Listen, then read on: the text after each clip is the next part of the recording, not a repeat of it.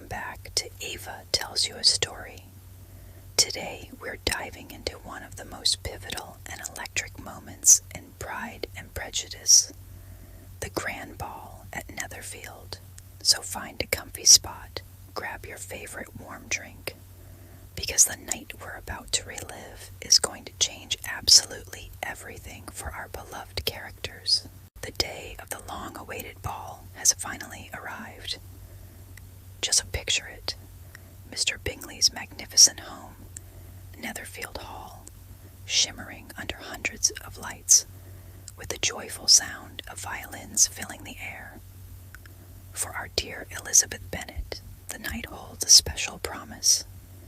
She has one goal, one hope, to dance with the charming Mr. Wickham.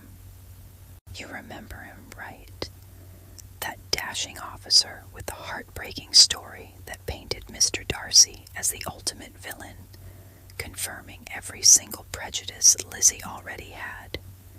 Elizabeth gets ready with extra care, buzzing with anticipation, but that little bubble of excitement pops the second she walks into the ballroom.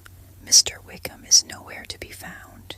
Her friend, Mr. Denny, delivers the bad news. Mr. Darcy's presence at the party was enough to make the young officer stay away. For Elizabeth, this is the final, irrefutable proof of Darcy's cruelty.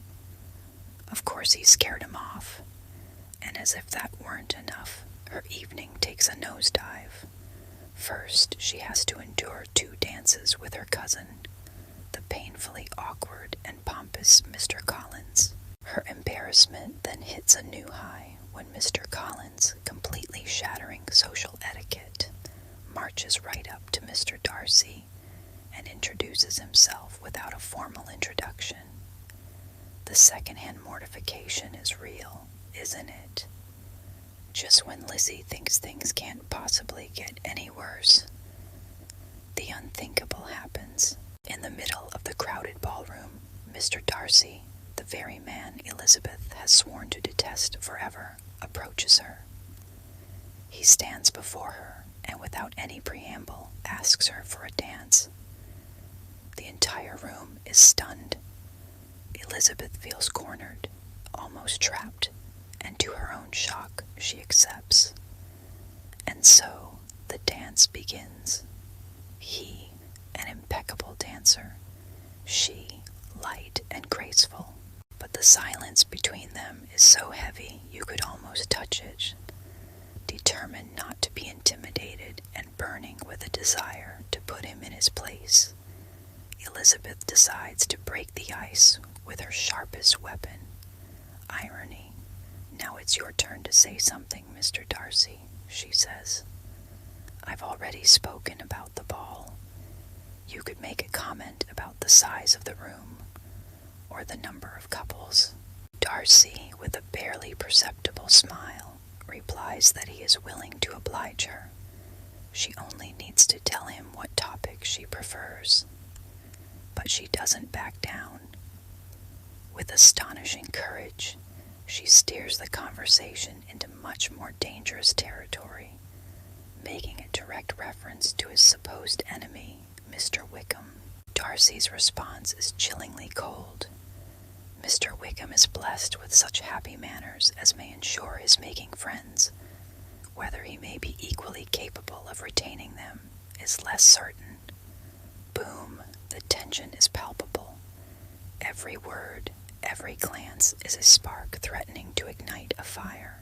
The ball eventually ends, leaving Elizabeth with the feeling of having won that little verbal sparring match.